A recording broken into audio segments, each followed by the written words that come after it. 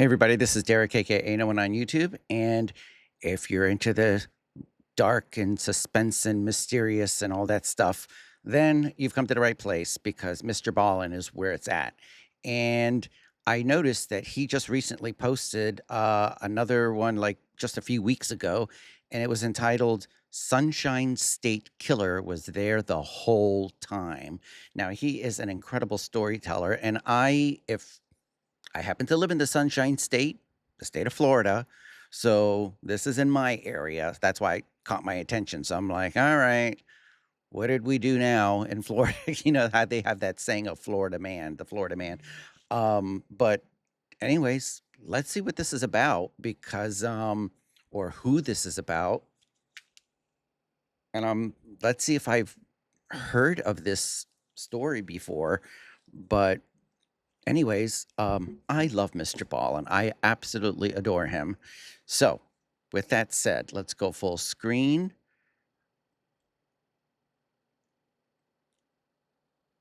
And let's go. Around 3 a.m. on September 5th, 1981, a woman drove through a housing development in Lakeland, Florida. With her was her two friends, who had both agreed to spend the night at her duplex. And for this woman, this was a massive relief, because the idea of spending a night alone in her house right now was just terrifying, because the night before, there had been a murder committed right nearby. But before we get into today's story, if you're a fan of the strange, dark, and mysterious delivered in story form, I am so sorry, guys. My ADD just completely made me zone out, and I didn't hear a word he just said. I'm just being upfront, guys. I do have ADD, and it's horrible. Let me just kind of get back to this. A woman drove through a housing development in Lakeland, Florida. Okay. With her was her two friends, Lakeland. who had both agreed to spend the night at her duplex. And for this woman, this was a massive relief, because the idea of spending a night alone in her house right now was just terrifying, because the night before, there had been a murder committed right nearby. But before we get into today's story, if you're a fan of the strange, dark, and mysterious delivered in story format, then you've come to the right place because that's all we do, and we upload 2, 3, even 4 times a week. So if that's of interest to you, please sneak into the like button's house and hide open cans of tuna in all their vents, and then turn on the heat at full blast. Also, please subscribe to our channel and turn on all notifications so you don't miss any of our uploads. I always love how Mr. Ballin personifies the like button and then wants you to like play a prank on the like button. It's the most original. Okay, stop looking at me like that. But it's the most original way to get people to press the like button that I have ever seen on YouTube. Anyways, let's keep going. Okay, let's get into today's story.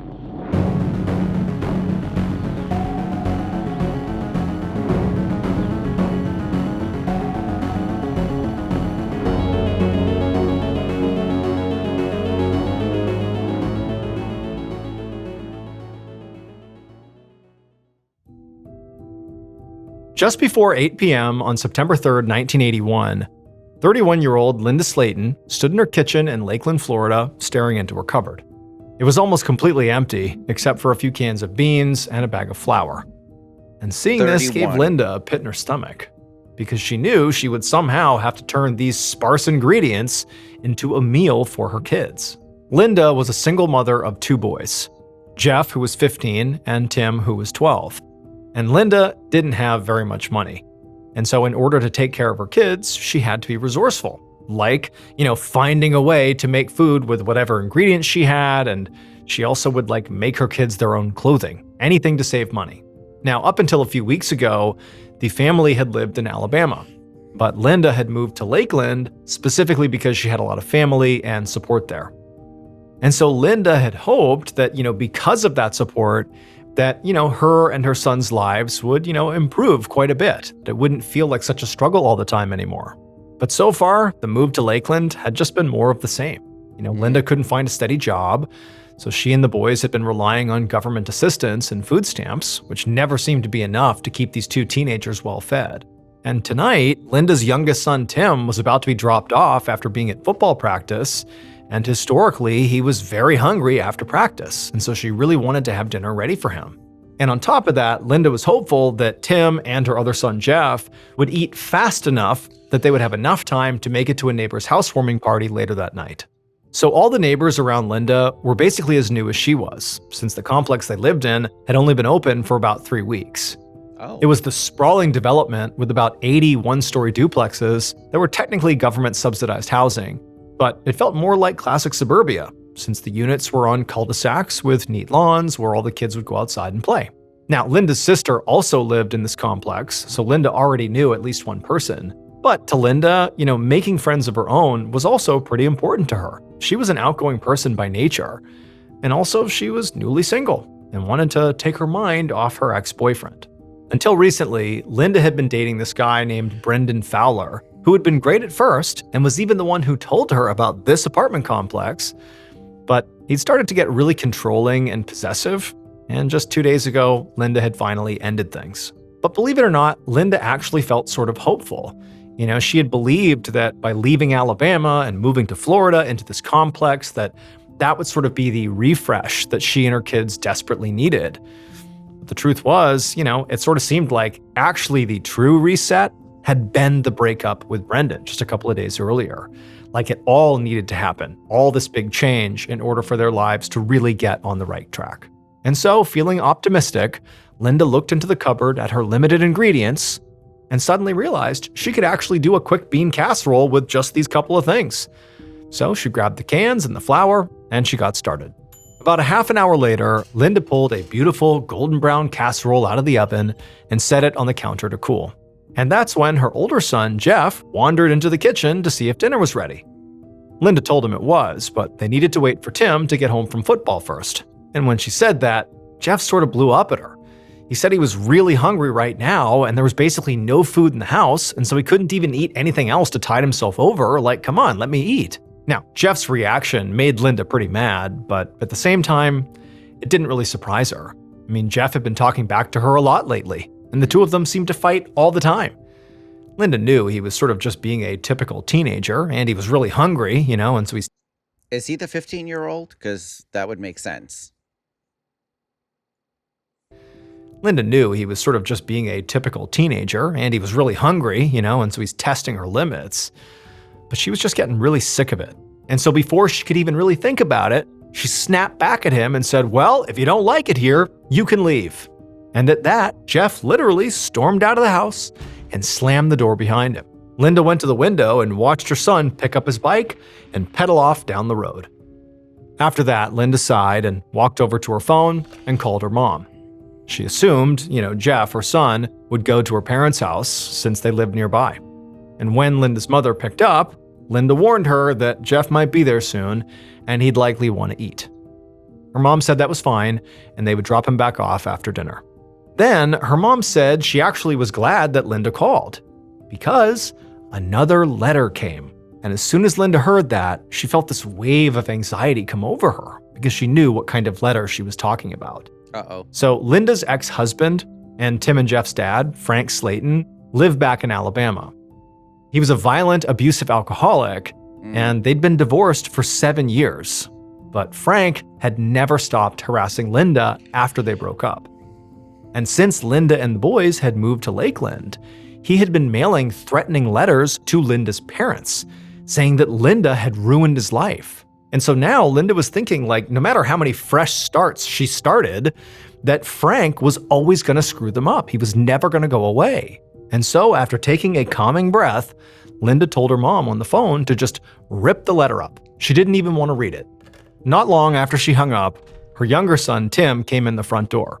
He was all sweaty and dirty from football practice, and right away Linda asked him, hey, did you thank your coach for giving you a ride home? And Tim said, yes, I did. So Linda, she didn't have a car because she couldn't afford one. And so Tim's coach always had to give him a ride. But Tim said, I thanked him like always. And so Linda told him to hurry up and eat because they had to go next door to the neighbor's party.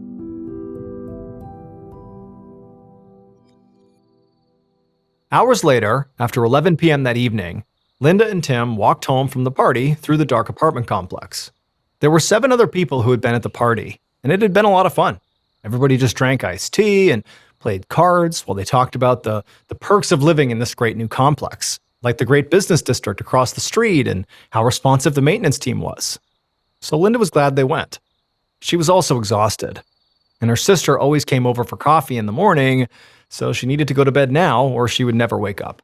However, when she and Tim got back to their unit and opened up the door, Linda froze because there was already somebody inside. For a second, she thought it might be an intruder, but then she realized it was actually just her older son, Jeff, who had come back. Oh, okay. He was standing in the kitchen, leaning against the counter with a sort of "I'm sorry" expression on his face.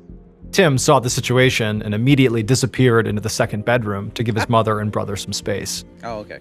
Linda went to join Jeff in the kitchen, but Jeff didn't say anything. So Linda spoke first and reminded him that it was not good to go to bed angry. However, Jeff still didn't say anything. And Linda knew from experience with her son, it was better not to force Jeff to talk. So she decided she would just give Jeff a minute, and she began washing the dishes. Finally, after a few moments, Jeff mumbled that he loved his mom, and Linda smiled. She felt relieved they could just move on from this. She said it was all good and that she loved him too. Then they both said goodnight, and Jeff went over to the cot in the living room where he slept, and then Linda wrapped up in the kitchen, turned off the lights, and headed into her own bedroom, closed the door, and she went to bed too. Poor Linda. I mean, she's just trying to make it as a single mom. Her husband was an alcoholic and abusive, and her teen boys are, well, they're teens. And we all know that when you're 15 and 16, you know everything, right? But it sounds like she's doing the best that she can. And yeah, let's see where this story takes us. I feel bad for her. Up in the kitchen, turned off the lights, and headed into her own bedroom, closed the door, and she went to bed too. The next morning at 8:30 a.m., Linda's sister, Jodi Butler, walked up to Linda's duplex. They'd had coffee together every morning since they moved to the neighborhood, so Jodi expected to knock on her sister's door and go right in like she always did. But this time after she knocked, nobody answered. So Jodi waited and then knocked again. And when there was still no response, Jodi reached down and tried to open up the door, but she found it was locked. This had never happened before. Linda always answered the door, or at least called out in response. But Jodi wasn't really worried. She just assumed, that Linda must have overslept or something. So Jodi decided she would just go home for now and let her sister have a few minutes, and eventually she would call to check in on her and make sure she was okay. However, as she walked away from the home, she noticed something strange on the side of Linda's house. One of the back windows was missing a screen, and Jodi knew that that particular room was Linda's bedroom, and it hadn't been like that yesterday. So seeing it now made her feel kind of uneasy, and so she went over to look inside. And when she looked inside, she saw her sister fast asleep in bed. And for a second, Jodi was relieved, because this confirmed that this is all this was. Her sister had overslept, that's that. But then Jodi realized there was something off about Linda, like the way she was positioned just seemed wrong. And when everything clicked for her, she staggered backwards and began to scream. Uh-oh.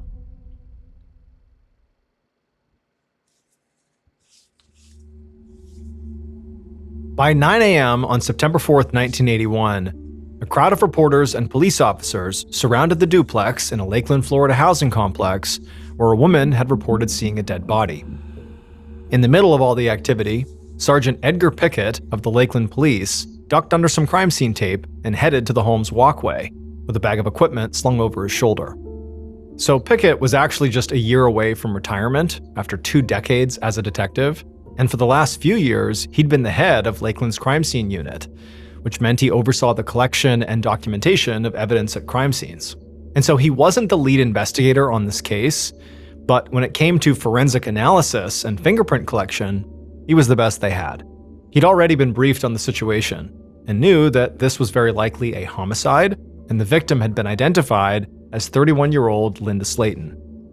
Linda had been found in her bedroom by her sister, who had asked a nearby maintenance worker to call 911. My God, as if her life wasn't already hectic and, yeah, how sad. How sad. All right, let's see how all of this transpired. Found in her bedroom by her sister, who had asked a nearby maintenance worker to call 911. Pickett also knew that when the first responder got inside the house, they found that Linda's 2 kids were still asleep and appeared to have no idea their mother was deceased in the next room, which Pickett knew would give investigators somewhat of a timeline to start with. Linda was clearly awake when her kids went to sleep and must have died sometime during the night while her kids were still sleeping. As Pickett walked up the walkway, he passed by 2 teenage boys sitting in their pajamas on the ground. He assumed these must be the sons, and one of them just sort of stared ahead, seemingly in complete shock, while the other sort of sobbed into his brother's shoulder. Pickett wasn't sure if anybody had spoken to them yet, but he knew they would likely be really helpful in focusing his search for evidence. Since they lived in the house, they'd know the habits and patterns of everybody who lived there, and might be able to tell him if anything seemed out of place. So Pickett made a mental note to make sure to check in with the investigators inside about that. Then he looked at the house and took a deep breath. Pickett liked to get a sort of first impression of the crime scene before he did any actual collections. So before he would go in, he would walk around the entire house and sort of assess the building. He had been told that all the doors were locked when the police first got there. And from what he could see, the bedroom window with the missing screen was the only sign of a potential break-in. So he took out his kit and spent some time dusting around that window area for prints. But he didn't find much there, or any noticeable shoe impressions in the dirt outside. And then when he finally headed inside, Pickett quickly moved past all the officers and detectives that were already in there and went straight to the bedroom. And the first thing he saw when he got inside was Linda's body on the bed with a metal coat hanger wrapped around her throat. The sheets around her were covered in blood, and she was shirtless, and the bottom of her dress was pulled up. And when Pickett got closer, he saw where the blood had come from. There were long, very deep scratches on Linda's neck, which he guessed were from her nails as she tried to pry the hanger away. He'd have to wait for the autopsy, but it was clear from her wounds that the hanger had been used to strangle her. And considering she was partially naked and the positioning of her clothes, he guessed she had also been likely sexually assaulted. Pickett stepped back and looked around the room, trying to decide where to start. He needed to find as much forensic evidence in this room as possible. So the first thing he did was try and guess what happened and how the killer might have interacted with the crime scene. That way he could follow their sort of imagined path with more intention. He figured the killer must have come in through the open window, since that was the only entrance into the house that was obviously tampered with. Linda's purse and jewelry were still on the dresser, and the drawers were all closed, as opposed to open and rifled through, so it didn't seem like the killer had touched any of that stuff, which also meant this likely was not a robbery gone wrong. In fact, it seemed like the first and only thing the killer had done was come in through the window and attack Linda. Because aside from the bloody bed, Pickett didn't see any signs of a struggle. So Linda was likely caught off guard by a very fast attack and unable to really fight back quickly, because if she did, the room would be a huge mess. But then Pickett caught a glimpse of Linda's closet, and he noticed the clothes were all hanging on metal hangers that looked identical to the one that was around Linda's neck. And that's when it hit him. The killer must have at some point been in the closet, hiding.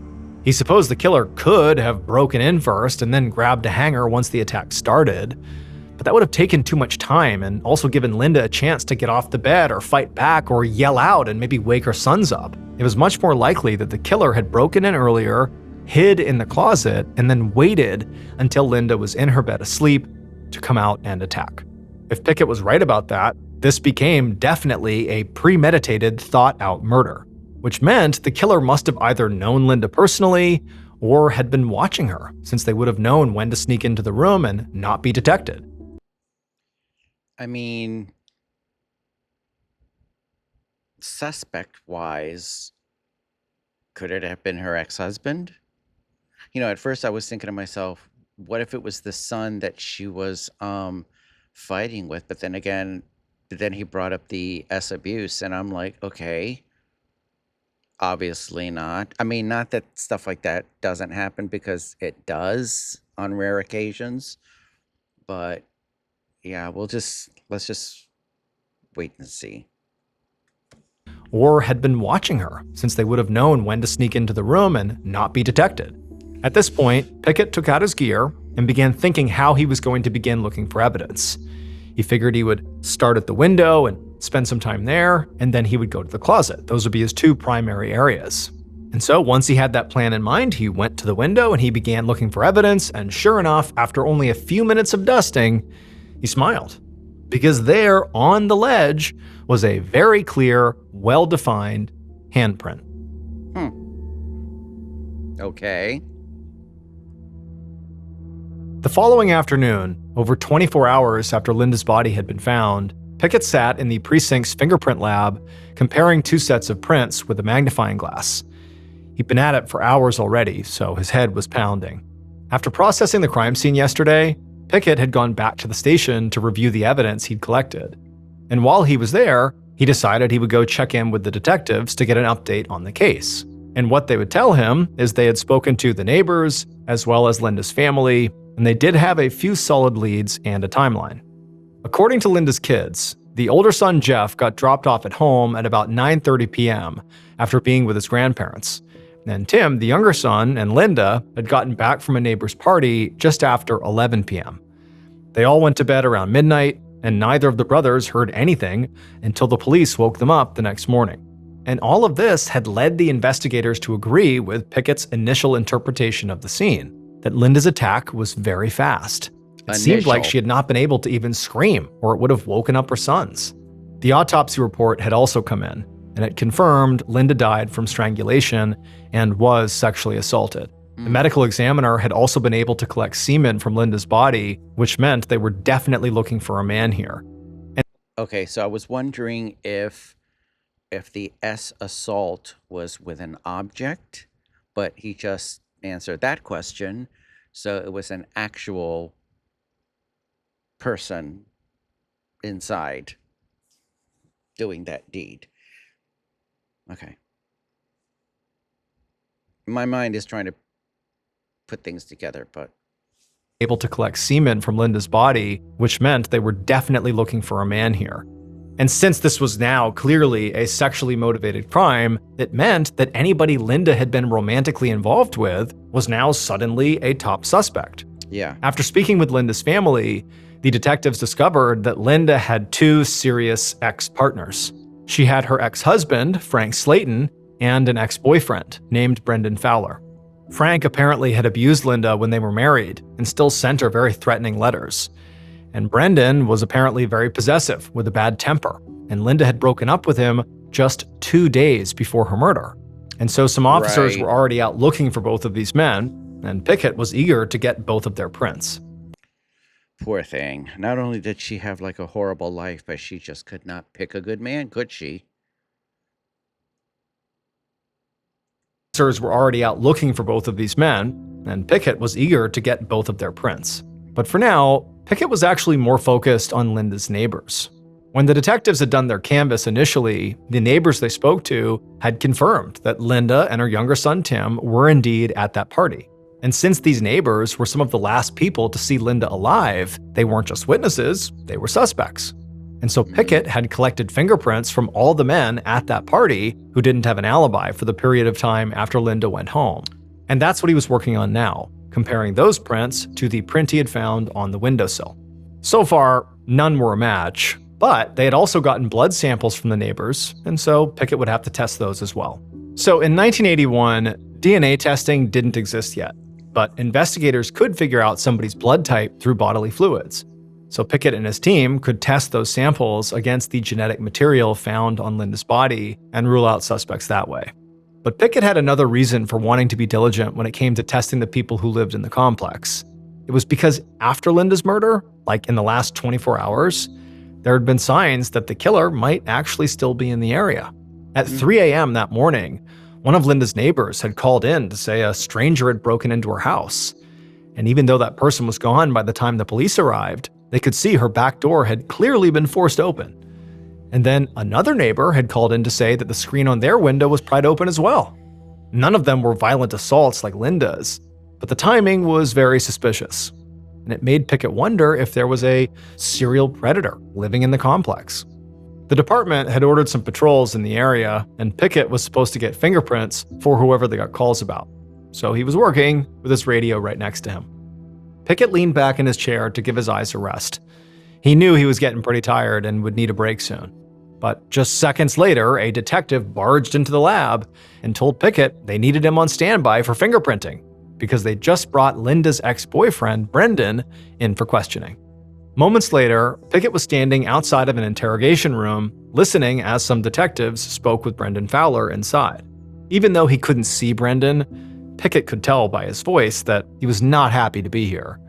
He sounded argumentative and defensive as he insisted he really had nothing to do with Linda's death. And when he was asked about where he was the night she died, he had an alibi. He said he was at home with his family, and he stayed there the whole night. He even gave detectives his mom's phone number and said they should call her to confirm it. Pickett heard the detectives confer in hushed voices. Then they asked Brendan if he'd be willing to take a polygraph test and let them take his fingerprints. And to Pickett's surprise, Brendan said, yeah, go ahead. And as soon as Pickett heard that, based on experience, he went right inside the room and got Brendan's fingerprints before Brendan could change his mind. Okay. So they got On September 11th, so 1 week after Linda's murder, Pickett sat down at his desk and opened the newspaper, and what he saw made him cringe. The Lakeland police chief had just given an interview where he admitted they would not be making an arrest now or... Hold on a second. Let me just look at this real quickly. Detectives work to solve woman's SD over here. 6 detectives with the city police force are putting in 10-hour days this week trying to untangle the SD of a Lakeland woman Friday.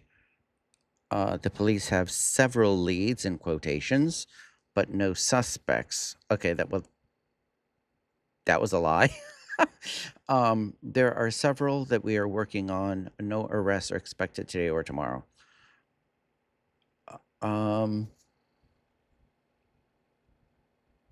There have been quite a number of reports of suspicious persons, but no evidence of further break-ins. Okay. Blah, blah, blah. Let me just go back 5 seconds. His chief had just given an interview where he admitted they would not be making an arrest now or in the next few days.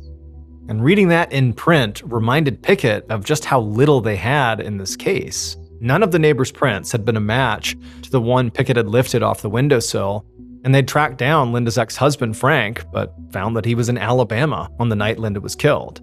As for Linda's ex-boyfriend, Brendan, he had seemed pretty guilty at first because during his polygraph, the results had been inconclusive, and his alibi didn't check out. His family had said he was home at one point on the night Linda was killed, but they all went to sleep and couldn't say for sure if maybe he left or not. But when Pickett had looked at his prints, he had no choice but to clear him, because they clearly were not a match. So now Pickett knew the entire investigative team was scrambling for leads, which was why Pickett was not surprised by what he saw when he looked up from his paper.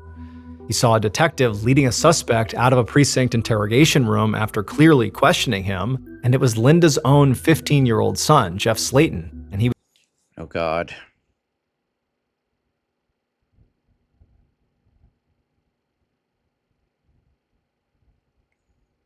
Because, again, that's what I was thinking earlier, but then I'm like, well, what about the S abuse? Oh, God. After clearly questioning him, and it was Linda's own 15-year-old son, Jeff Slaten, and he was obviously crying. Pickett had heard that Jeff was being looked into as a suspect in his mother's murder, and had already been questioned a few times. Detectives had started getting interested in him when a few of Linda's family members mentioned that, Jeff and Linda had been fighting a lot before she died. And this is in 1981, so this is like before they could do any kind of like DNA testing with the excretion that was left behind. And when investigators looked back at the crime scene photos, they realized Jeff's cot in the living room shared a wall with Linda's room. So it was strange he hadn't heard anything on the night she had died. But as far as Pickett knew, Jeff had a reasonable explanation for all of this. He had said that he and his mother's fights were not that serious, and they did fight the night she died, but it was over some dumb argument over what time dinner was. And he said he had no idea why he didn't wake up when she was attacked, because he wished he had so he could have gone in there and helped her. And also Jeff had taken and passed a polygraph test. But for some reason, it seemed like the investigative team was not done with Jeff, and Pickett just sort of felt bad for the kid because he thought it was very unlikely at this point that Jeff was his own mother's killer. Pickett had kids of his own, and from as abuser. his own experience, the fights Jeff was having with his mom just seemed sort of like typical teenage behavior, squabbling with their parents. It's pretty normal. And it also just didn't line up with the evidence. Pickett was absolutely certain that the attacker broke in through the window, which didn't make sense for Jeff if he was sleeping right next door in the living room.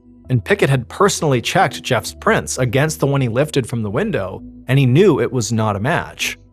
As the days turned into weeks, Pickett was starting to become convinced that the killer might be somebody without a personal connection to Linda. Maybe it was even a stranger. He knew that murders by strangers were much more rare than murders committed by a relative, partner, or friend, which was why he assumed the detectives weren't pursuing it. But through his forensics, Pickett had now eliminated pretty much everybody in Linda's life who had a motive or opportunity to kill her. And Linda was a very attractive young woman who was very outgoing. Pickett thought it was possible the killer could be a stranger who had only interacted with her once and then sort of became fixated on her. It seemed possible. And so after Pickett watched Jeff leave, he tried to go back to the newspaper, but he kept thinking about Linda. He'd been sure this case would be solved quickly by forensics, but now he wasn't sure if it would be solved at all. And that worry only got stronger and stronger as the months went by and fewer and fewer leads came in. Yep. And before long, a whole year had passed, and it was actually time for Pickett to retire. And when he left the precinct for the last time, he sort of had a pit in his stomach because he had a feeling that without him, Linda's case was going to get put on a shelf and forgotten. Oh, that must be a horrible feeling too. Like not to get closure as an investigator. I mean, obviously, the family still hadn't gotten any closure, but that's the whole thing. The head detective would, he's the one that would give the family closure, the case closure, and himself closure. So it's like, that's a lot of weight of closure on his shoulders.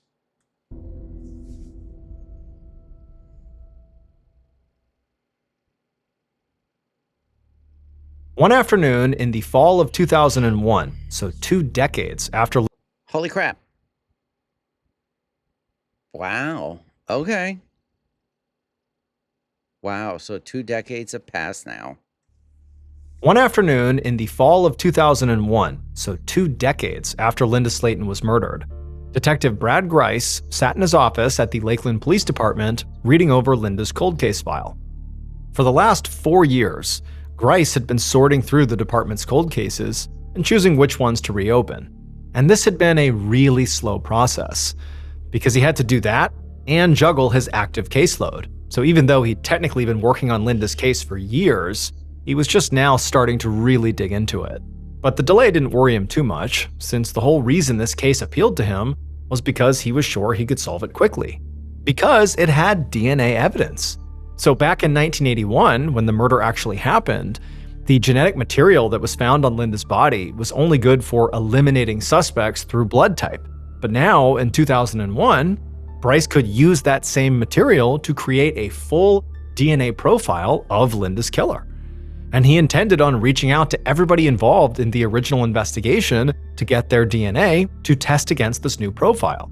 But before he did this, he wanted to familiarize himself with the suspects from 1981. So there was Linda's ex-husband, Frank Slaten, who had abused Linda repeatedly during their marriage. And even though they had been divorced for years, he was apparently still sending her all these threatening letters around the time of her murder. And then her more recent romantic partner, Brendan Fowler, was known to have a bad temper and seemed very controlling of Linda. And they broke up only 2 days before her murder, so he could have still been furious about it. The neighbors at the party Linda had gone to were also suspects. Everybody in that group knew when Linda was heading home, so somebody could have maybe followed her and then snuck into her bedroom before she went to bed. And then finally, Jeff Slaten, Linda's oldest son, was actually in the house during the murder. His brother Tim had been too, but Jeff actually admitted to getting in a big fight with Linda earlier that same day. Now, all of these suspects had been cleared through fingerprints, alibi, or polygraphs. But Grice knew that DNA testing was way more accurate than any of those methods of elimination. And so basically, even if they'd been ruled out for one of those three things, DNA overrode that. And so he wasn't going to let these previous eliminations cloud his judgment. He'd already decided that, basically no matter what, he was just going to focus on whatever the forensics told him and not be biased. But for now, he just wanted to kick things off by speaking with the two people who'd known Linda better than anybody else. Her sons, Tim and Jeff. Are they going to show them as adults? A few days later, Grice walked into a meeting room at the precinct. So Tim would be like 35 at this point. Where he'd been told Jeff and Tim Slaten were waiting. And as soon or 36, I can't count. As he saw the brothers, he just started laughing because he realized he knew Jeff Slaten. They had bowled together for years, but it hadn't occurred to Grice that this Jeff was that Jeff. And Jeff recognized Grice at the same time. So they spent a while talking and laughing about what a crazy coincidence this was. And so when Grice finally sat down with Jeff and with Tim at the same time, Grice's first line of questioning was actually just pretty emotional. It just was like, hey, how are you guys holding up after this horrible thing? And for the next few minutes, the mood got pretty heavy as the two brothers spoke honestly about how terrible the last 20 years had been. After their mother had been killed, they both said they were terrified that, they were going to get hurt too, because the killer was never caught. They felt like, who's next? Jeff said he slept with a knife under his pillow, and he eventually got so depressed, he dropped out of high school. And Tim admitted he also struggled, but he took a different path. He relied on his football team and friends for support and kept pictures of all of them around his room to remind himself to stay positive. After that, the brothers shared what they could remember about the night their mother had died. But it was obvious to Grice that, Tim and Jeff didn't really have any information he didn't already have inside the case file. So instead of continuing to question them about details of the case, Grice explained that this murder was going to be solved through DNA. And because of that, he needed to collect samples from every person involved in this case, which included both of them. The brothers looked surprised for a moment, but then said, of course. So Grice stood up and said he would send a tech inside. But before he left, he promised them that he would find their mom's killer, and he was not going to retire until he did. Later that month, Grice sat in front of a screen in the station's computer lab, reading a police report from 1982. Since speaking to the two Slaten brothers, Grice had collected DNA from dozens of people who were involved in the case from 1981. Jeff, Tim, and also Linda's ex-husband Frank Slaten and her ex-boyfriend Brendan Fowler. Yeah. He'd also tested the blood samples that the original investigators got from Linda's neighbors, but none of them matched the DNA profile for Linda's killer, which was disappointing because it meant that Grice had to basically start from scratch. But when he had gone back to the case notes, he noticed the mention of break-ins around the complex shortly after Linda's murder, and it made him wonder if Linda was killed by a serial predator who was in the area at the time. And if that was true, then this person would not have just hurt Linda, they would have other victims too. So Grice had run the killer's DNA through the FBI's database. And when it didn't match anything in there, he had reached out to the county sheriff's department to see if they could send him any cases that, felt similar to Linda's. And they had sent over the report that he was reading right now. And it felt incredibly promising. So in 1982, a year after Linda's murder, a man named Jimmy Ulmer was arrested for climbing through a 10-year-old girl's bedroom window, then assaulting and strangling her. And according to his file, Jimmy had this long history of home invasions and very violent behavior. And as soon as Grice finished reading the report, he jumped up and went to go find one of his officers. He wanted to dig up as much information on Jimmy as he possibly could and see if maybe they could go track him down.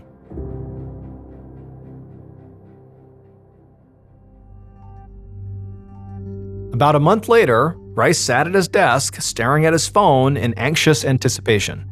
He was waiting for an incredibly important call, one that would confirm whether Jimmy Ulmer was Linda's killer. After doing a background check on Jimmy, Grice had found out that Jimmy actually knew someone who lived at Linda's complex and was literally staying with them when Linda was killed. Now, Jimmy was not alive anymore, but they had gotten in touch with his mother, who gave them her DNA, which they were testing now. So this DNA would not be an exact match to the killer's DNA, but it would show if she was at least a relative to the killer. And as Grice waited for the lab to call, his heart was pounding, because for the first time since he'd picked up Linda's case, everything finally made sense now. Jimmy was this violent serial home invader who had probably seen Linda while staying at his friend's house and maybe stalked her until he saw an opportunity to attack. And then after he killed her, he must have compulsively kept breaking into other homes to find more victims. Just then, the phone rang, and Grice picked it up, and he could feel his mouth going dry as he heard it was the lab on the other side. He was going to get an answer here. But just a second later, they told him it was not a match. Grice's stomach dropped, but he thanked them anyway, and he hung up. He couldn't believe it. Huh.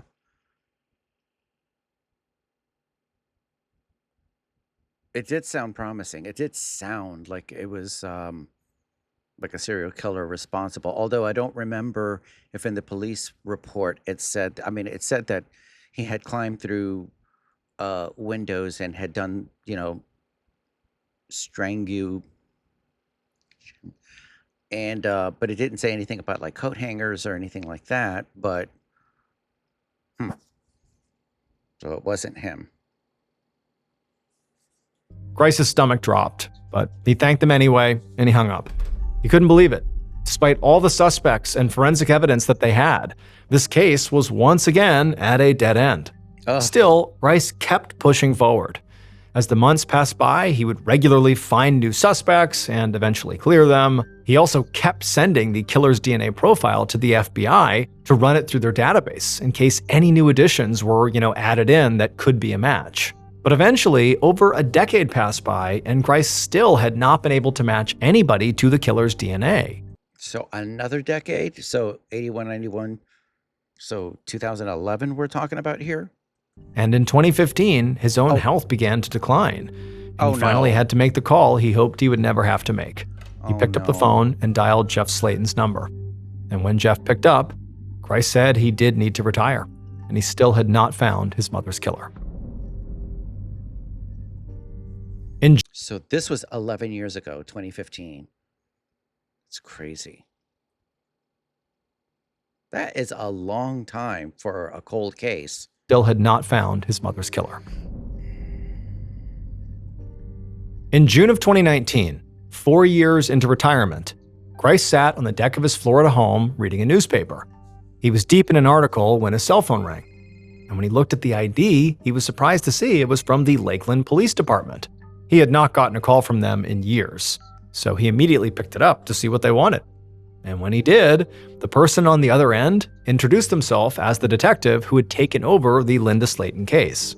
The detective said they knew Grice was retired now, but they figured he would want to hear this. They said they had hired a genetic genealogist to track down family members of the killer based on the DNA profile that Grice had ordered. And through that process, they had finally been able to get a match. And after they did, they also managed to get the suspect's fingerprints. And those prints did match the palm print that the head of the crime scene unit, Sergeant Edgar Pickett, had taken at the original crime scene 38 years earlier. That is crazy.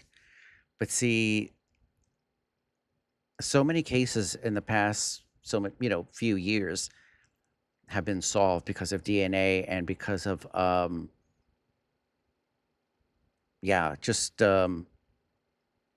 more tools that are available to be able to, which is crazy to pinpoint a family, that's crazy. But here we are like almost 40 years later. Sergeant Edgar Pickett had taken at the original crime scene 38 years earlier. Grice sat up and listened intently as the detective finally told him who Linda's killer actually was. Oh my God. And when he heard the name, he couldn't believe it.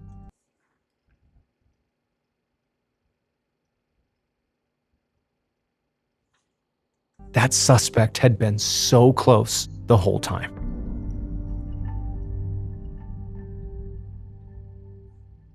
Based on DNA, forensic evidence, and 38 years of police investigation, the following is a reconstruction of what police believe happened to Linda Slaten in the early morning hours of September 4th, 1981.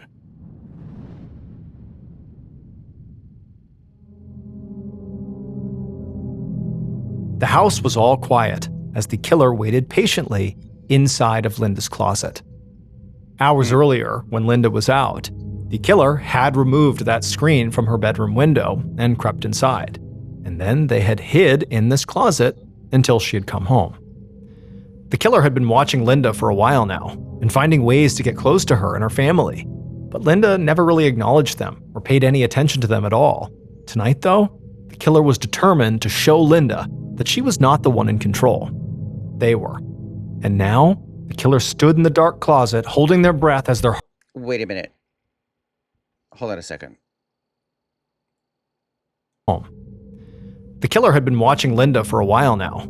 Okay, the killer. For some reason, I thought he pluralized everything. So I thought maybe there were like two people, but no, I misunderstood. Finding ways to get close to her and her family. But Linda never really acknowledged them or paid any attention to them at all. Tonight, though, the killer was determined to show Linda that she was not the one in control. They were. And now, the killer stood in the dark closet holding their breath as their heart pounded and as they listened to Linda open her bedroom door and walk inside. And the killer continued to wait anxiously as they listened to the sound of Linda getting ready for bed and getting... Oh my God.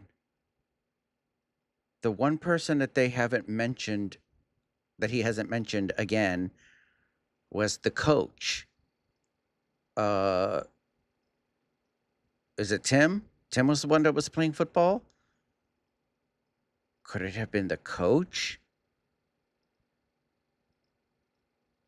I mean, if it wasn't the ex-husband, if it wasn't the ex-boyfriend, if it wasn't any of the neighbors that were at that party, if it wasn't any of the two sons or any other family member, who else did he mention in this story that was close to the family? I don't know.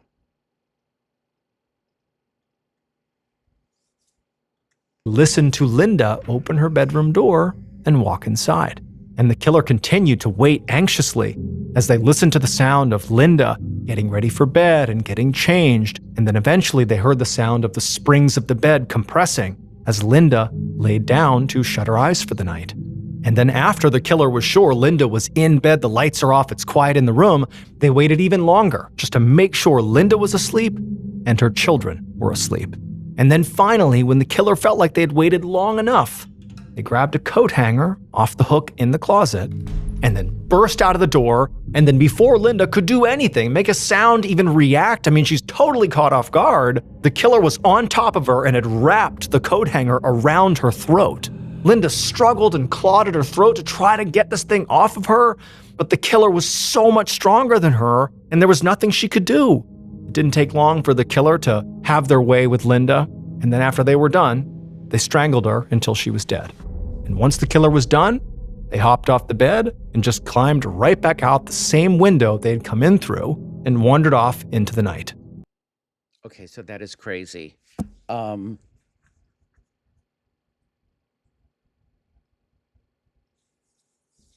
So it wasn't enough to just abuse her, but he had to like go and finish the job. Now, if this person, regardless of who it is, he's about to reveal it, but you know what? Let me hold my thought. Let me just... Climbed right back out the same window they'd come in through and wandered off into the night. And the killer would get to replay this crime over and over in their head all day the next day until it was time for football practice. It would turn out Linda was murdered by her son's football coach.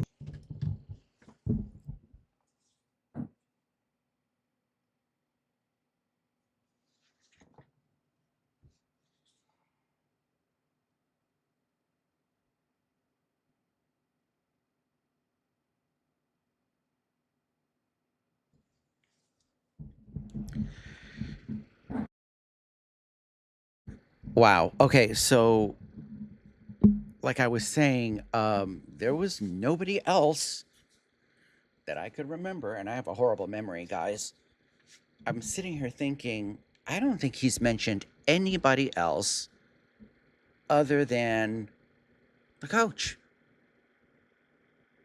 Excuse me. That was dropping Tim off. Okay. I wonder if there's like a history with this coach. Over in their head all day the next day until it was time for football practice. It would turn out Linda was murdered by her son's football coach, Joseph Mills.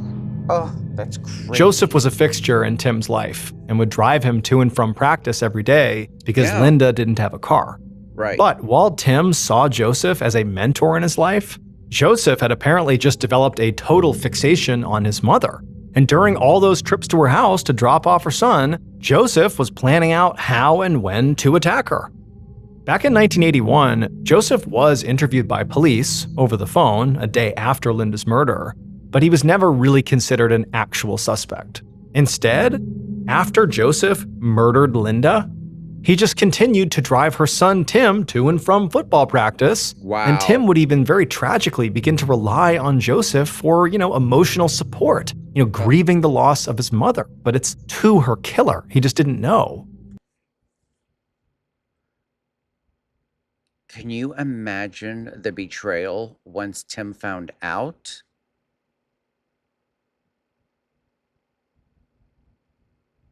That is okay. That is like some serious therapy for life situation. Okay. Support, grieving the loss of his mother, but it's to her killer. He just didn't know. And then even more tragically, as time went on and Linda's case went cold, one of the pictures that Tim hung in his bedroom to remind himself to stay positive was of his football team. Tim had no idea that his mother's killer was literally standing right behind him in the back row in that picture. Wow. Wow. That is crazy. In December of 2019, Joseph was charged with first-degree murder and sexual battery and was eventually sentenced to life in prison without parole. Wow. So there's Tim. Hold on a second. There's like 18 seconds left of this. Thank you so much for watching. Let me know what you thought of today's episode in the comments. And remember, we have a whole playlist of true crime episodes ready for you to binge right now. So click here and give them a watch. All right, until next time, see ya. Okay.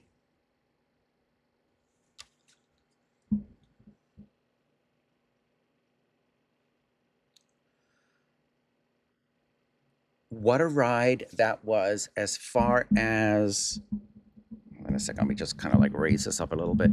But what a ride that was as far as